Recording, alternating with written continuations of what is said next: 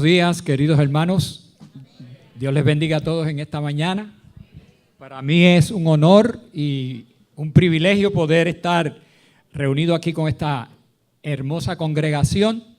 Déjenme decirles que yo prediqué en esta iglesia en el año 1997 y desde ahí no he vuelto a predicar aquí. Así que saquen cuenta cuántos son, casi 20 años, ¿verdad? Casi 20 años. Yo tuve la oportunidad de estar aquí con ustedes. Quiero también traerles saludos de nuestra iglesia. Soy el primer anciano de una congregación que se llama Nuevo Comienzo en Jesús. Esa congregación es una hija de la Iglesia Central de Orlando. Empezamos con 15 personas en una marquesina, que Lorraine fue parte de ese pequeño grupo. Y ya hoy tenemos una membresía que pasa a los 70 miembros en menos de 5 años. Así que les envían saludos cordiales y calurosos a ustedes. Vamos a orar para pedir la dirección del cielo.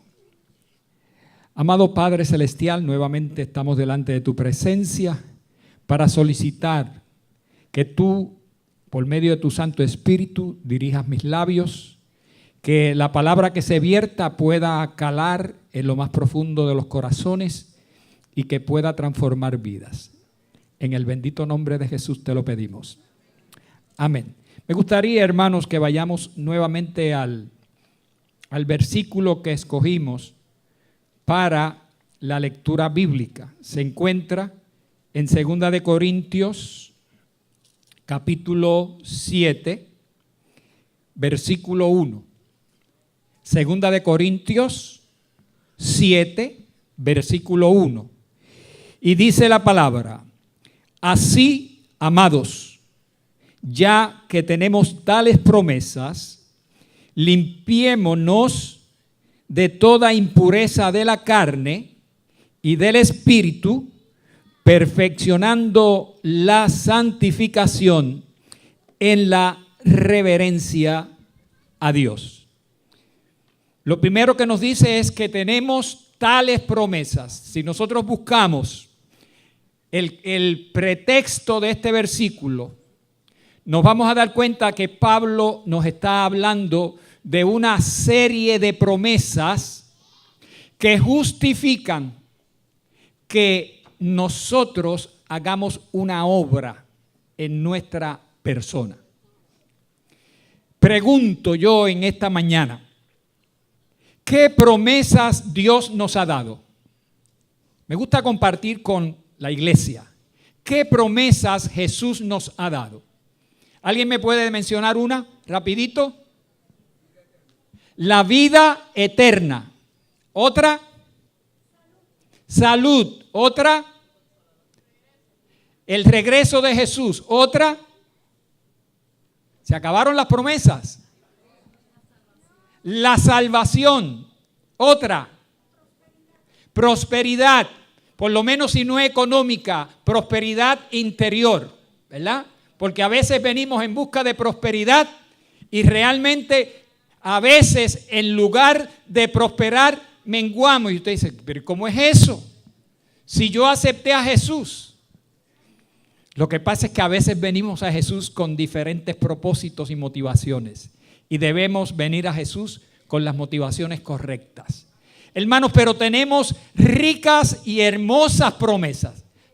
Y nosotros teniendo esas promesas, entonces vale la pena hacer lo que el apóstol Pablo nos dice. ¿Y qué es lo que el apóstol Pablo nos dice? Limpiémonos ¿de qué? De toda impureza, de toda suciedad, de toda inmundicia de la carne. Y usted preguntará, ¿y qué es eso, inmundicia de la carne?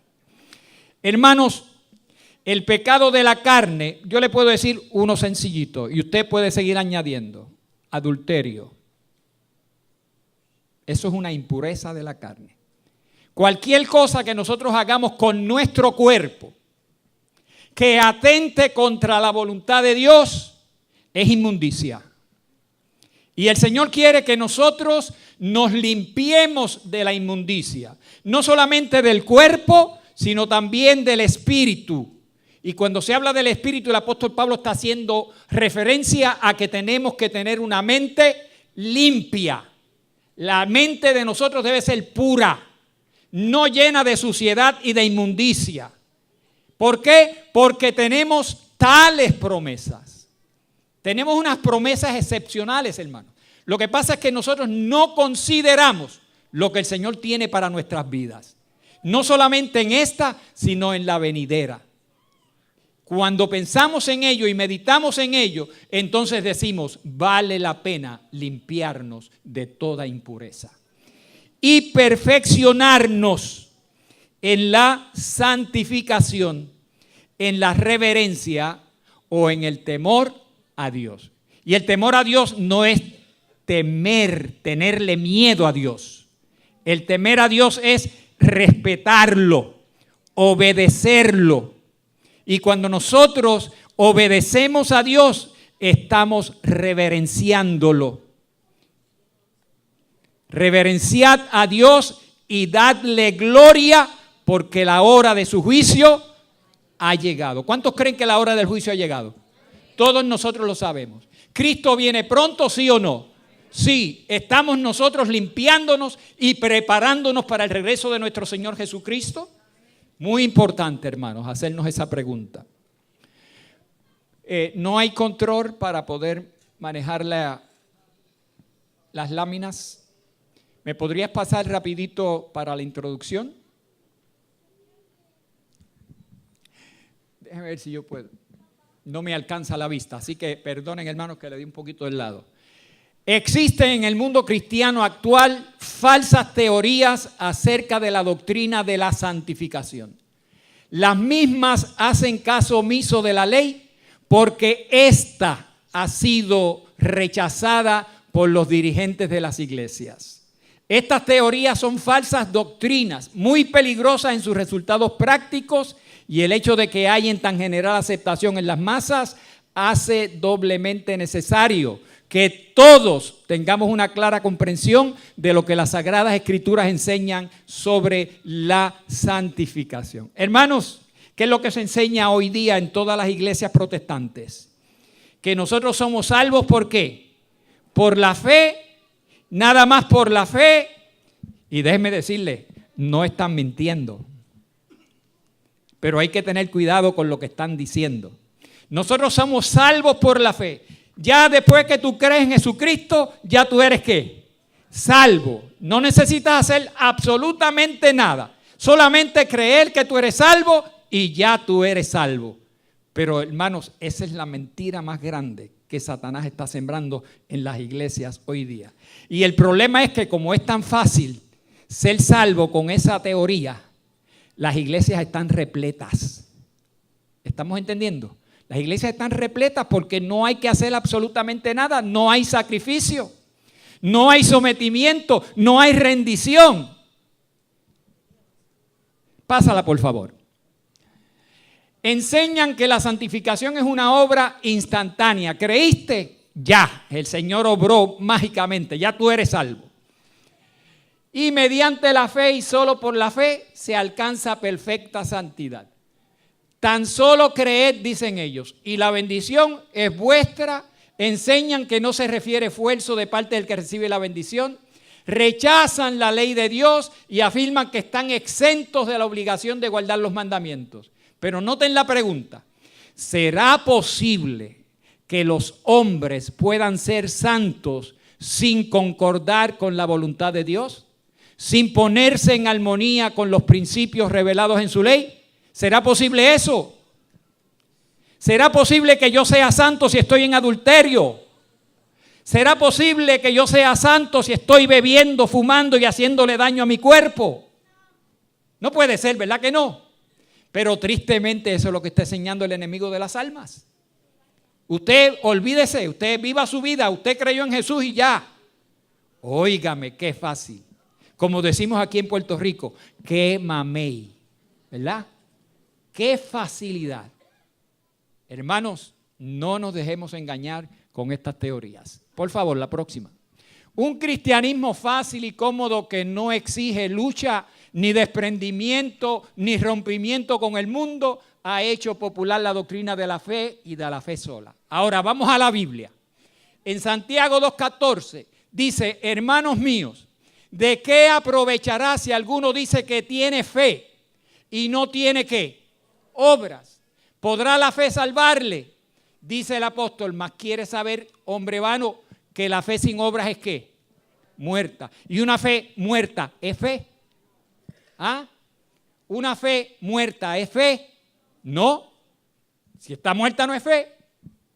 Así que la Biblia nos enseña claramente que nosotros somos salvos por la fe, pero es la fe que obra por el amor, la fe que obra, la fe que hace, la fe que obedece. Esa es la fe que salva. Pásala, por favor. Esta doctrina seductora de la fe sin obediencia está opuesta a la palabra de Dios. Es una presunción creer que podemos alcanzar la santificación o cualquier otra bendición sin cumplir las condiciones para que las promesas de Dios se cumplan. No es fe pretender el favor del cielo sin cumplir las condiciones para que la gracia de Dios sea concedida. En otras palabras, ¿la salvación tiene condiciones, sí o no? Sí tiene condiciones. Cristo viene, quiere salvarnos, pero nosotros tenemos que reunir las condiciones para que esa salvación que Él ganó en la cruz del Calvario pueda ser efectiva en nuestra vida. Por favor, pásala. Pablo declaró en su epístola a los tesalonicenses: esta es la voluntad de Dios, es a saber, vuestra ¿qué? Santificación. Dios quiere que nosotros seamos santos. Y como Él quiere que seamos santos, hoy en esta mañana vamos a hablar del poder de Dios para que seamos santos. Y que creamos que ese poder está dado para que nosotros podamos alcanzar la norma que el Señor espera de nosotros. Ruega así el apóstol Pablo: el mismo Dios de paz os santifique del todo. ¿Os santifique de qué? Del todo. Es completo. La santificación es completa. El Salvador oró por sus discípulos: santifícalos ¿con qué? Con la verdad. Tu palabra es la verdad. Y el salmista dice: tu ley es ¿qué? La verdad. La palabra de Dios santifica. Tú quieres ser santo, tienes que estudiar la palabra de Dios. Tienes que comértela, tienes que digerirla, tienes que ponerla en práctica en tu vida y tú vas a ser santo. Y dice más: tu palabra es la verdad. Y el salmista dice: tu ley es ¿qué? La verdad. ¿Y qué dice Jesús en San Juan 17:17? Santifícalos en tu verdad. Tu palabra es la verdad. Queremos ser santos. La palabra de Dios es determinante para que seamos santos. Queremos ser santos. La ley de Dios se requiere para que seamos santos. Pásalo, por favor. Romanos 7:12 nos dice que la ley es ¿qué? Santa, justa y buena. Una copia fiel y exacta de la perfección de Dios. Noten que la ley revela el carácter de Dios. Por lo tanto, la ley es santa porque Dios es santo. La ley es justa porque Dios es justo. Y la ley es buena porque Dios es bueno, es amor. La ley es amor. Por tanto, el carácter formado por la obediencia a esa ley va a ser santo, justo y bueno. En otras palabras, la persona que obedece los mandamientos de Dios llega a ser ¿qué? Santo. Llega a ser santo. Esta obra es realizada ¿por qué? Por el poder del Espíritu de Dios que habita en el corazón por medio de la fe en Cristo. Y se inicia desde el momento en que nosotros nos bautizamos. Voy a hacer un alto aquí, voy a ir con calma en este versículo. Noten, esta obra es realizada por el poder ¿de quién? Del Espíritu Santo. Yo, sin ese poder, me propongo obedecer los mandamientos, pero nunca podré obedecer los mandamientos de Dios. Y ese es el problema de muchas personas que tratan sin ese poder, por ellos mismos tratan de vivir lo que el Señor requiere. Estamos fracasando. Sin el poder del Espíritu no podemos alcanzar la norma que el Señor quiere que cada uno tenga para recibirle en gloria. Leemos en Hechos 2, 37 y 38. Dice, bautícese cada uno de vosotros. ¿Para qué?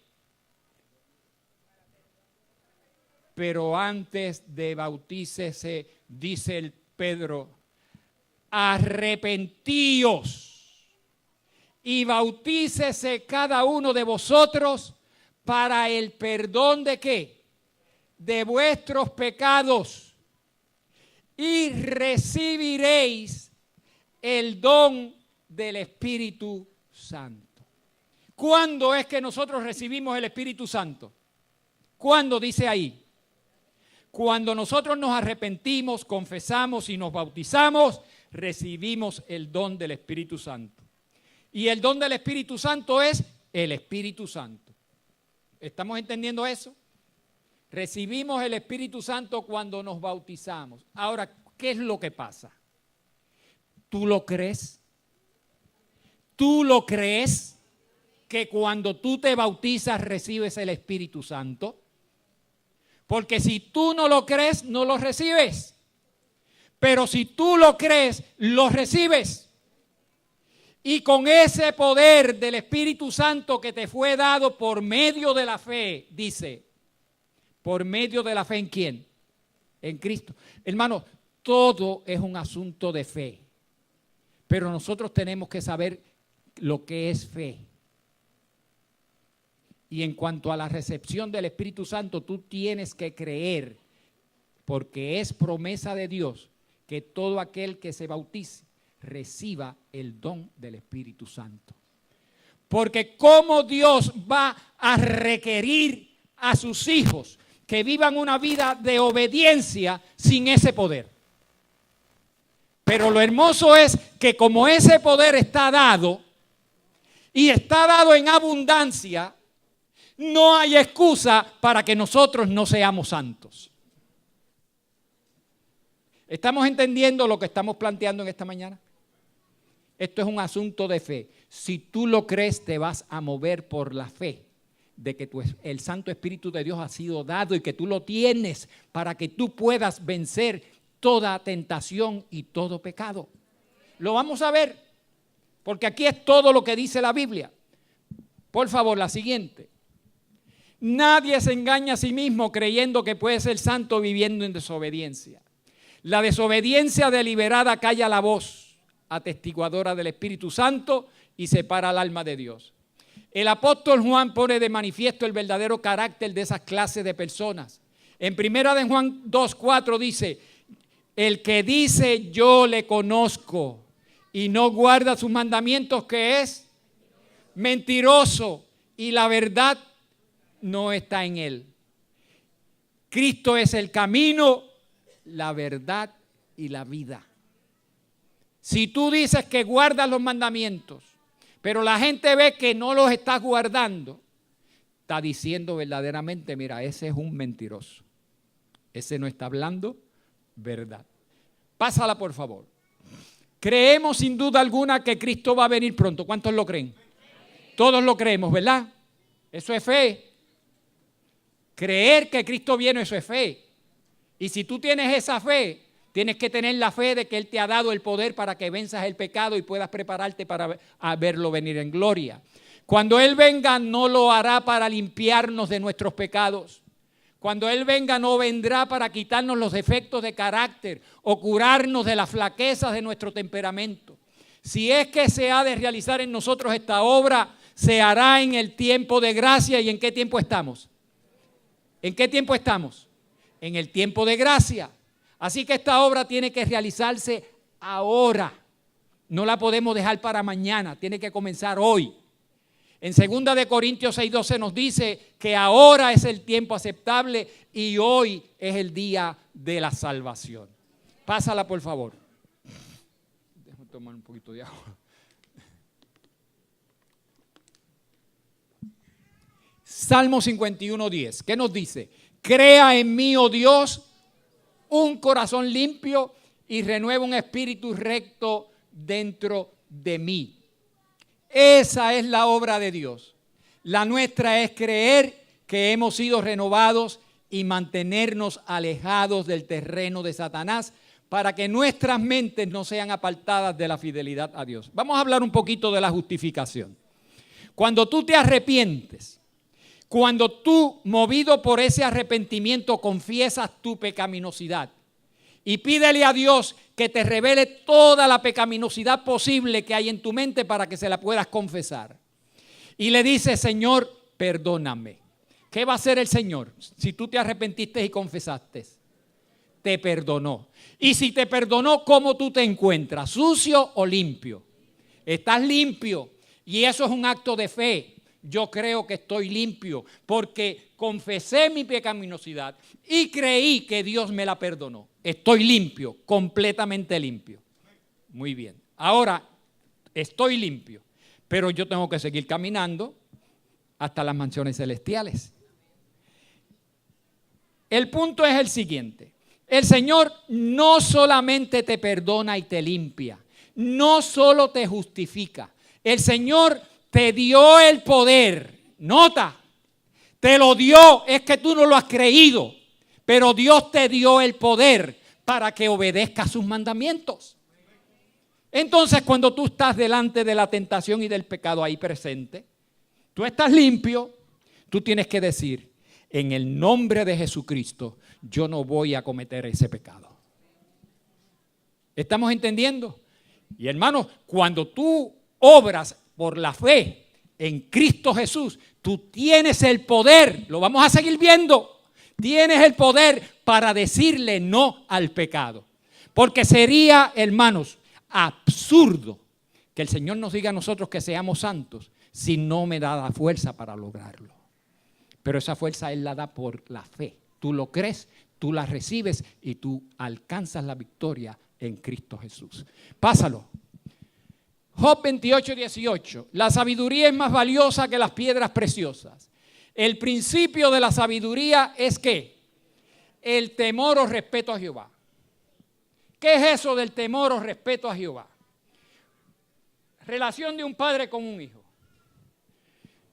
El hijo teme a su padre. O podría decirle, tiene miedo, ese padre es un ogro, ese padre es un monstruo, le tengo miedo. No, pero ese no es Dios.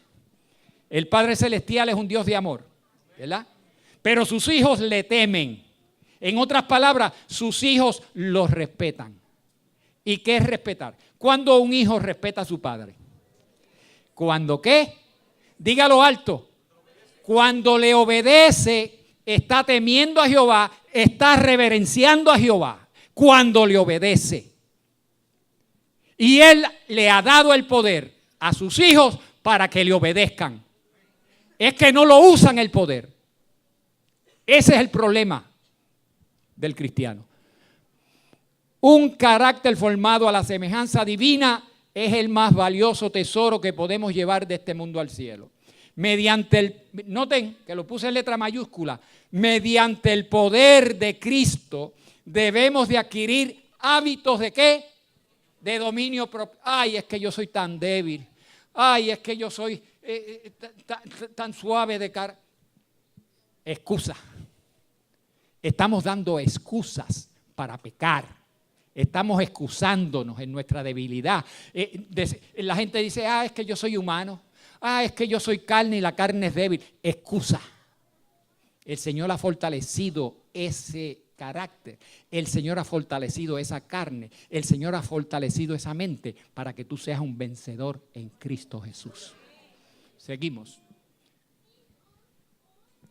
En Romanos 5:19 leemos, así como por la desobediencia de un hombre los muchos fueron constituidos pecadores, así también por la obediencia de uno los muchos serán constituidos justos. Noten, la obediencia de Cristo nos hace justos. No nuestra obediencia, quede claro, no nuestra obediencia, es la obediencia de Cristo la que nos hace justos.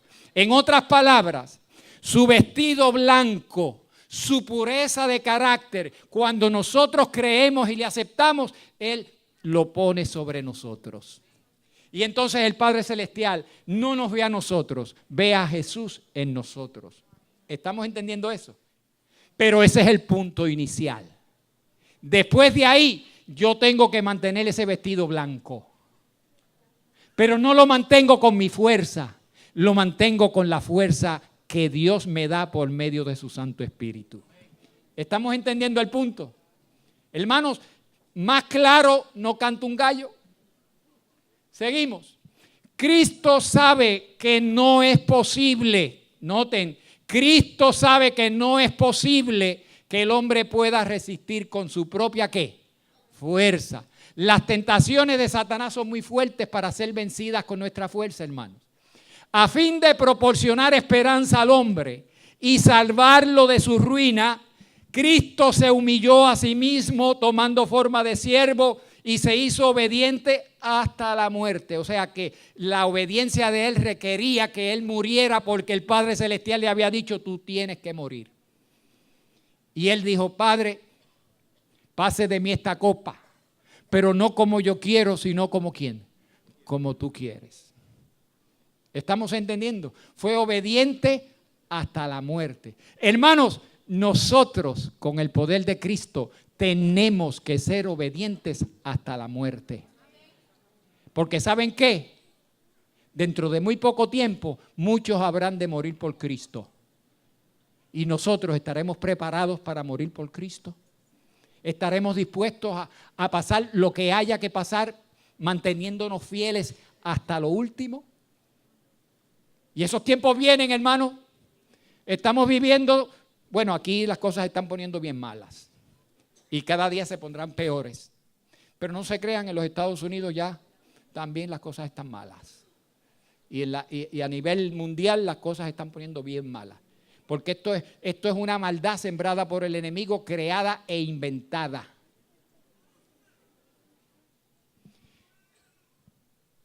Por lo tanto, dice, fue hecho obediente hasta la muerte por el poder divino procedente del Padre. En Filipenses 2, 6 y 7 es que se dice que se humilló a sí mismo y fue obediente hasta la muerte. Hermanos, ¿con qué fuerza Cristo fue obediente hasta la muerte? ¿Con la de Él? Les pregunto, ¿Cristo fue obediente hasta la muerte con su fuerza? Hermano, si Cristo hubiese llegado a ser obediente por su fuerza, nosotros estuviéramos perdidos. Porque no serviría de ejemplo para nosotros. ¿Estamos entendiendo? Pero Él, ¿qué hacía? Todas las mañanas tempranito se levantaba. ¿A dónde iba? A buscar poder. A buscar fuerza de lo alto. Para no vencer por sí mismo. Para enseñarnos un ejemplo de ¿qué? De dependencia.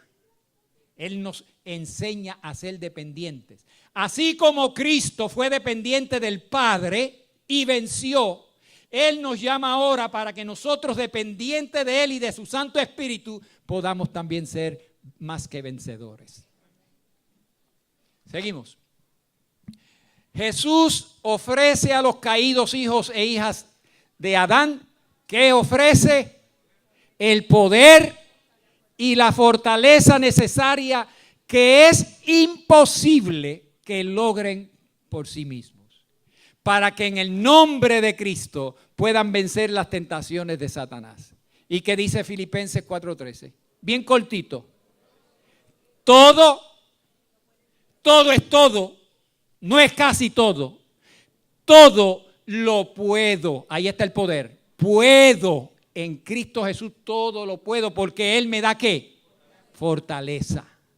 Todo el que obedezca los mandamientos de Dios por medio de la fe en Cristo y su poder alcanzará, noten, el estado de impecabilidad que vivía Adán antes de la creación.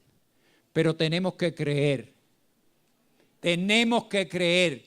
El Señor nos da y nos continuará dando el poder para que nosotros lo usemos para decirle no al pecado en todas sus manifestaciones.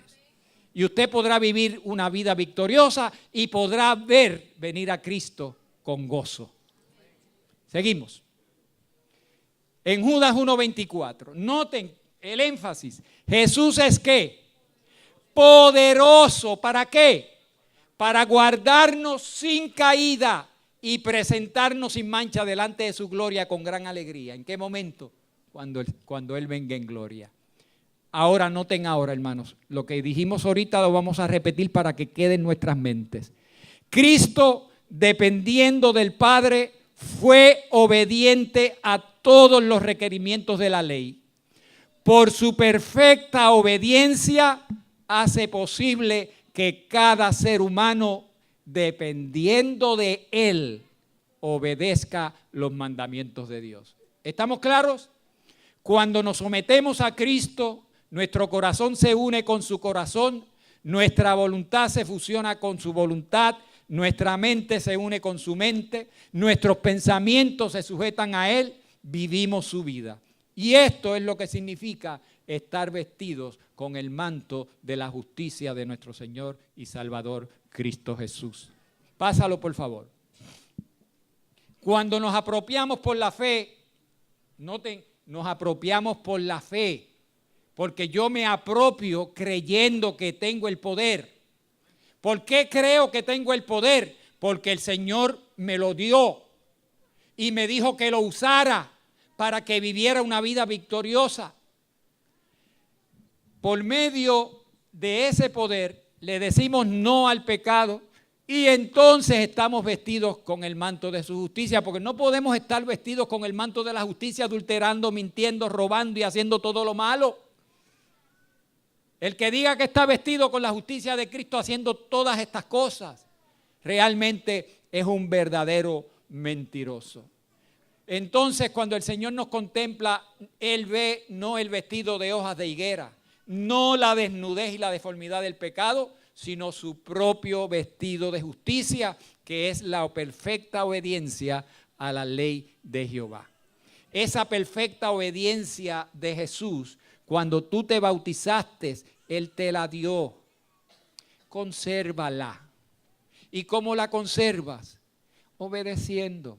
Sencillo, sencillo. Cuando estés ante la tentación, cuando estés ante circunstancias que te pueden llevar a desobedecer a Dios, aprópiate por la fe de ese poder y dile no. Como dicen por ahí, dile no a las drogas. Muy difícil que un drogadicto le diga no a las drogas, pero cuando viene a Cristo recibe el poder y ¿qué hace? Le dice no a las drogas y le dice no al alcohol y le dice no a todo lo que lo separa de Él, porque es que en Cristo hay poder. Eso es lo que manifiesta el himno que nosotros entonamos. Hay poder, hay poder. Seguimos. Dios ha provisto ¿cuántos medios? Todos los medios para que nosotros podamos vencer cada rasgo pecaminoso y resistir cada tentación, no importa cuán poderosa sea. El poder de Cristo supera cualquier poder del pecado. Él lo demostró. La tentación más poderosa no puede justificar ni excusar el pecado. Por intensa que sea la presión sobre el alma y la mente, la transgresión es un acto nuestro, es una decisión que voluntariamente tomamos, pero con el poder y en el nombre de Dios podemos decir lo contrario. ¿Cuántos dicen amén por eso? Hermanos, la gracia y el poder están dados. No hay excusa para pecar, no hay, no la hay. Pásala. Nada ni nadie tiene poder para obligarnos a pecar. Debe haber consentimiento de nuestra voluntad, sometimiento del corazón, es decir, de la mente, pues de otro modo la pasión no puede vencer la razón ni la iniquidad triunfar sobre la justicia. Si permanecemos bajo la bandera ensangrentada de Cristo, haciendo fielmente su ¿qué? Hermano, tenemos que trabajar para Cristo, porque en el trabajo para Cristo nos fortalecemos. La vagancia y el ocio en las cosas de Dios nos enfrían nos debilitan. Debemos hacer fielmente el servicio de Dios y así nunca tendremos que ceder a la tentación, pues estará a nuestro lado. ¿Quién? ¿Quién estará a nuestro lado? Aquel que es poderoso para guardarnos sin caída. Ese está de nuestro lado. Cuando nosotros nos disponemos a vivir una vida de obediencia por medio de la fe en Cristo, nosotros vamos a ser más que vencedores. Seguimos, estamos terminando. Nuestra naturaleza pecaminosa no es motivo ni excusa para pecar. A medida que nos hagamos participantes de la naturaleza divina, se irán eliminando del carácter las tendencias al mal, hereditarias porque se heredan y cultivadas porque nosotros las desarrollamos, y nos iremos transformando ¿en qué? En un poder viviente para el bien. Al aprender constantemente del Maestro Divino, al participar diariamente de su naturaleza, noten, cooperamos con Dios en vencer las tentaciones de Satanás. En otras palabras, hermano, el proceso de la salvación es un trabajo en equipo. El Señor quiere que tú estés ahí y que tú te esfuerces con su poder. Porque tenemos que aclarar eso. Es que tú te esfuerces, pero con su poder. Por la fe en esa gracia salvadora, haz lo que tengas que hacer para la gloria y la honra de nuestro Señor Jesucristo. Cooperamos con Dios en vencer las tentaciones de Satanás y Dios y el hombre obran de común acuerdo a fin de que éste pueda ser uno con Cristo, así como Cristo es uno con el Padre. Vamos a darle más rapidito para terminar. En Efesios 3:20 leemos otra vez, Jesús es ¿qué? Poderoso para hacer todas las cosas mucho más abundante de lo que pedimos o entendemos según el poder que actúa en ¿quién? Estamos viendo claro que hay un poder que actúa en nosotros por medio de la fe y por lo tanto no hay excusa, no hay argumento que valga. No nos escudemos en nada para hacer lo que es contrario a la voluntad de Dios, porque no hay argumento ni excusa que pueda presentarse delante de Él, porque Él nos dio el cielo para que nosotros podamos ser vencedores. Si hacemos de Dios nuestra fortaleza, podremos alcanzar aún bajo las condiciones más desalentadoras una altura y una amplitud en la perfección cristiana que ahora nos parecen imposibles de lograr.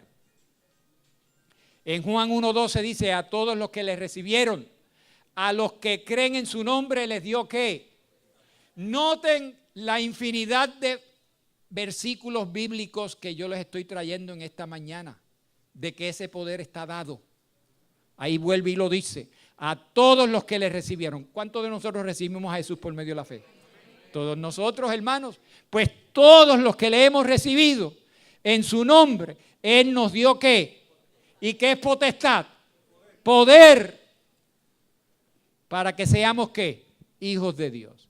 Ser hijos de Dios significa que no debemos conformarnos con nada que sea inferior a un carácter sobresaliente y elevado, formado a la semejanza divina. El Señor quiere que nosotros seamos semejantes a Él. Y Él sabe que en nuestra condición y en nuestra naturaleza pecaminosa no lo vamos a lograr. Pero Él dice, cree en mí, yo te doy el poder y obra por medio de la fe en ese poder y tú vas a alcanzar la victoria. Es palabra de Dios.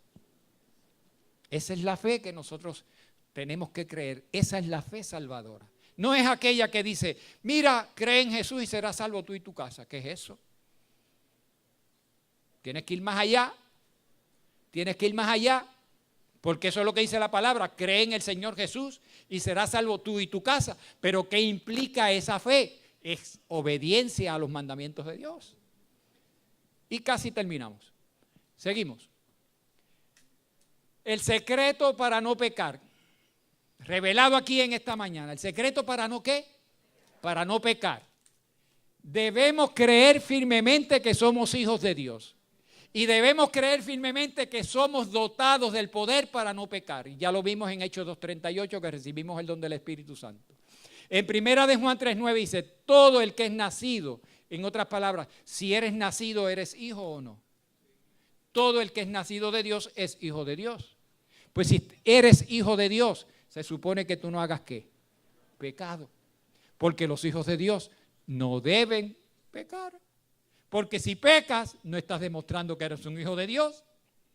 Porque estás siendo desobediente al Padre. Y los desobedientes no son considerados como hijos. Aunque en nuestra naturaleza humana, por más malos que sean nuestros hijos, siempre son nuestros hijos. Pero hermano, una cosa es que sean nuestros hijos y otra cosa es que se salven. ¿Estamos entendiendo? Y para salvarse hay que ser obediente al Padre. Definitivamente. Y no nos salvamos por obras, nos salvamos por la fe. Debemos permanecer en Cristo por medio del estudio de su palabra, por medio de la oración y por medio del servicio en favor de los pecadores. Y en 1 de Juan 3:6 dice, cualquiera que permanece en él, ¿qué pasa? No peca. Así que el secreto está en que permanezcamos en Cristo. Permanecer en Cristo, hermanos, es mantener siempre a Cristo aquí, ¿verdad?